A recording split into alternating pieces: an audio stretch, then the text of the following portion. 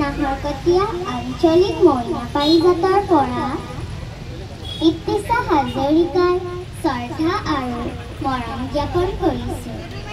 আজি 19 অক্টোবৰ আমাৰ মইনাসকলৰ লগতে অসমৰ সকলোৰে মৰমৰ জুবিন মামাই আমাক এৰি গুচি যোৱা আজি এটা মাহ সম্পূৰ্ণ হৈছে।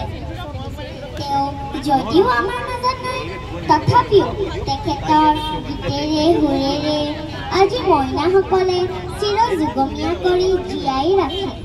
আহক আজি আমি জুবিন মামাৰ চিৰ শান্তিৰ বাবে প্ৰাৰ্থনা